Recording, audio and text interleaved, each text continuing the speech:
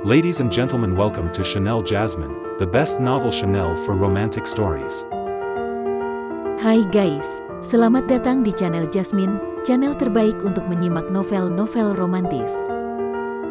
Mohon dukung channel ini dengan subscribe, like dan share video-video yang ada di channel ini. Terima kasih.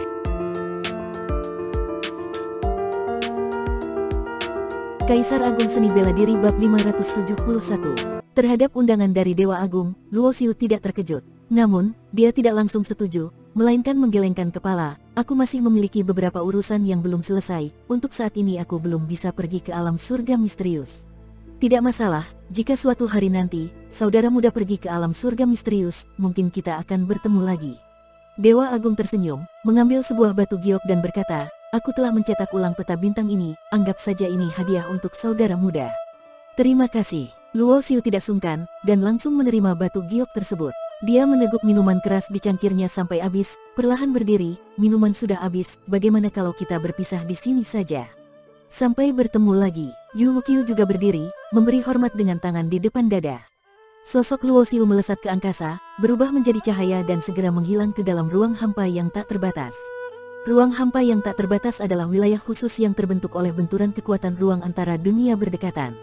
Setelah keluar dari ruang hampa yang tak terbatas, akan ada langit penuh bintang yang luas, yang tidak dapat disamakan dengan ruang hampa tersebut. Kakak, kau membiarkannya pergi begitu saja.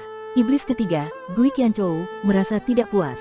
Lalu apalagi yang bisa kita lakukan? Yu Wuqiu menghela napas, Xiu Luo adalah orang yang melampaui pemahaman kita, bukan karena kekuatannya yang tak terukur, tetapi karena dia sangat misterius, sulit untuk dibaca. Mungkin kita bersaudara bisa mengalahkannya, tetapi aku yakin dia pasti memiliki cara untuk melarikan diri, bahkan mungkin bisa melukai atau membunuh satu atau dua dari kita.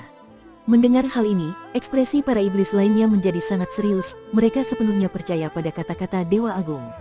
Yu Wuqiu menepuk pundak Gui Qianzhou sambil tersenyum, adik ketiga, jangan terlalu terpaku pada hal ini. Bukan nasib kita, memaksa diri hanya akan membawa kehancuran. Langit penuh bintang sangat luas, mungkin di alam surga misterius kita bisa menemukan keberuntungan yang cocok untuk kita. Dewa Agung memang paling tenang di antara 9 saudara iblis, dan dia lebih mudah menerima kenyataan. Perang besar di Sekte Suci Mistik telah berakhir, gunung sekte yang luas puluhan ribu mil telah berubah menjadi reruntuhan, murid-murid Sekte Suci Mistik banyak yang mati atau melarikan diri, gunung spiritual hancur, istana-istana runtuh, hanya menyisakan puing-puing. Sebagai pemenang dalam perang ini, Sekte Kebajikan mengirim banyak murid dengan kekuatan rendah untuk membersihkan medan perang di reruntuhan Sekte Suci Mistik. Pada akhir pertempuran ini, pemimpin Sekte Suci Mistik, Feng Wuxin, melarikan diri dengan sekelompok pahlawan muda Sekte, dan Kebajikan serta beberapa tetua besar telah mengejar mereka, hasilnya masih belum diketahui. Banyak murid dari kedua sekte yang tewas dalam perang ini, dan setiap orang yang mati meninggalkan cincin penyimpan serta senjata perang mereka, yang merupakan harta kekayaan besar. Selain dua tetua besar Sekte Suci Mistik yang melarikan diri bersama Feng Wuxin, hampir semua tetua sekte yang lain tewas dalam perang. Namun, Sekte Kebajikan juga menderita kerugian besar, 3 dewa mereka tewas, serta 2 dari 8 dewa yang turun bersama Raja Dewa Situ juga tewas.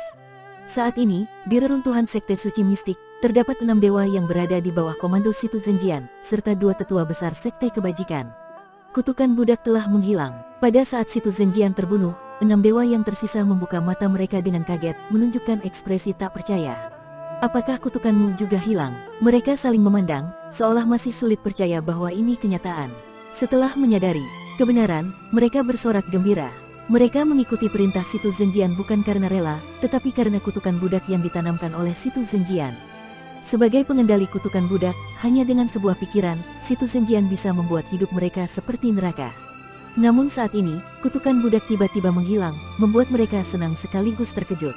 Situ tua pergi mengejar seorang pemuda tingkat kaisar, apakah mungkin dia tewas sehingga kutukan budak menghilang?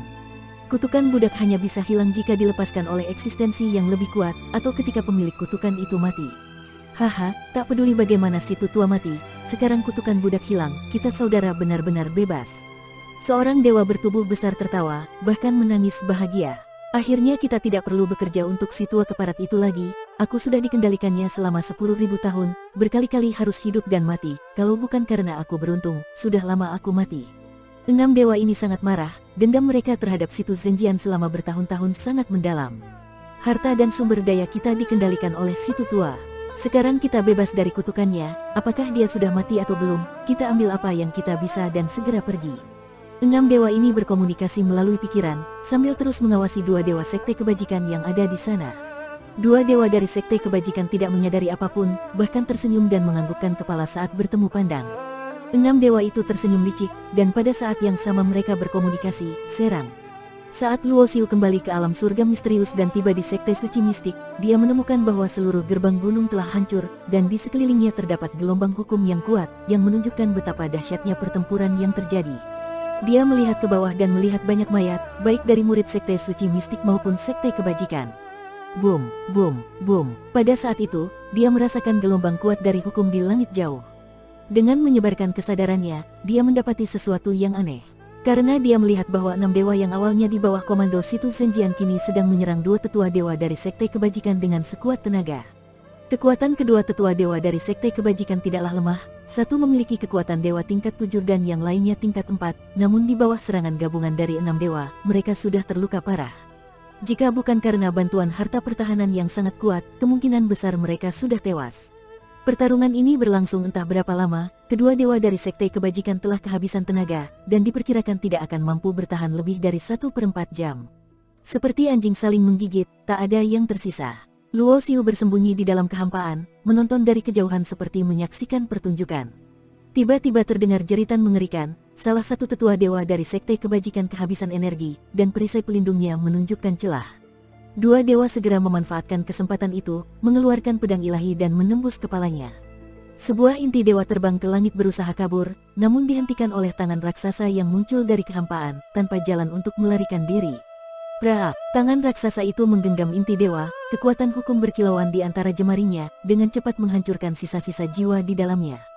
Tetua dewa yang tersisa dari sekte kebajikan juga tidak bertahan lama dan segera dibunuh oleh serangan gabungan.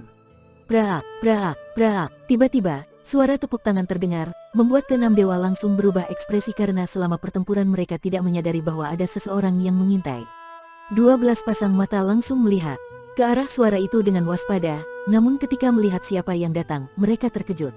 Itu kamu. 6 dewa menunjukkan ekspresi terkejut, karena orang yang muncul di depan mereka adalah pemuda kaisar bela diri yang sebelumnya diburu oleh Situ Zhenjian.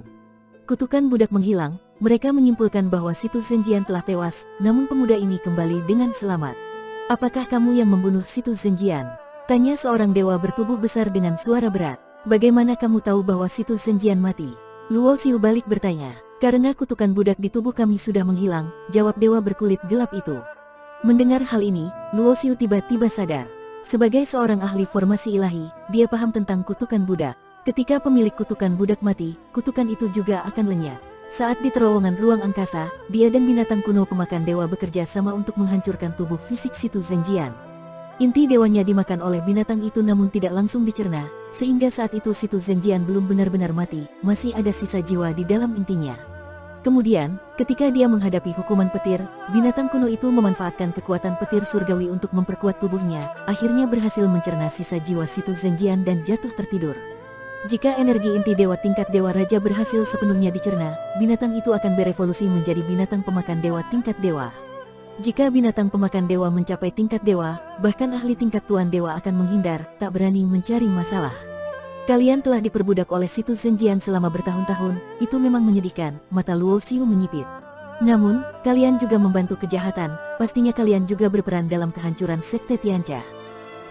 Apa yang kau inginkan? Meskipun kami tidak tahu bagaimana kau bisa membunuh Situ, tapi 6 dewa bersama-sama bisa membunuhmu seperti membunuh semut. Ejek seorang pria bertubuh kurus dengan tatapan dingin. Benarkah? Senyum tipis muncul di bibir Luo Xiu, seketika dia menghilang dari tempatnya.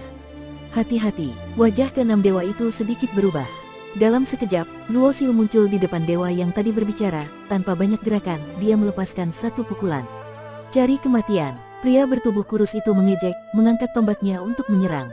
Namun, dia terkejut saat mendapati gerakannya menjadi lambat beberapa kali lipat. Baru saja tombaknya terangkat, tinju lawannya sudah tiba di depan. Boom! Suara keras terdengar ketika hidungnya dihantam tinju Luo Xiu, darah mengalir deras, tubuhnya terpental jauh. Kekuatan pelindung di tubuhnya seperti kertas usang, sama sekali tidak berguna di hadapan tinju Luo Xiu. Serang bersama, bunuh dia. 5 dewa lainnya bukanlah orang baik hati, mereka meledakkan kekuatan mereka, memanggil berbagai senjata ilahi dan serangan mematikan, menyerang Luoxiu dari segala arah. Namun, begitu mereka memasuki area tertentu di sekitar Luoxiu, mereka merasakan gerakan mereka melambat beberapa kali lipat, bahkan kekuatan hukum di dalam tubuh mereka menjadi tumpul, kekuatan ilahi sulit terkumpul. Sebelumnya, mereka bisa melancarkan serangan dalam sekejap, tetapi sekarang butuh beberapa tarikan napas untuk bersiap. Namun, bagi Luoxiu, beberapa tarikan napas sudah cukup untuk melakukan banyak hal. Tanpa belas kasihan, dia hanya menggunakan tinjunya, melukai 6 dewa itu hingga muntah darah dan terkapar seperti anjing sekarat. Serahkan sepotong jiwa asli kalian dan bersumpah untuk melayani aku, atau mati. Luoxiu berdiri dengan tangan terlipat di belakang, memandang 6 dewa itu dengan suara dingin dan tak berperasaan. Setelah mencapai tingkat dewa iblis, penguasaannya atas hukum waktu telah mencapai tingkat baru. Kemampuan menghentikan waktu mungkin tidak efektif melawan dewa tingkat tinggi, tetapi memperlambat aliran waktu dalam wilayah tertentu, sementara dirinya tidak terpengaruh, dapat menjadi bantuan yang sangat kuat. Dengan metode ini, dia dapat dengan mudah mengalahkan 6 dewa ini tanpa perlawanan berarti, bahkan di antara mereka ada 2 yang berada di tahap akhir tingkat dewa. Bersambung.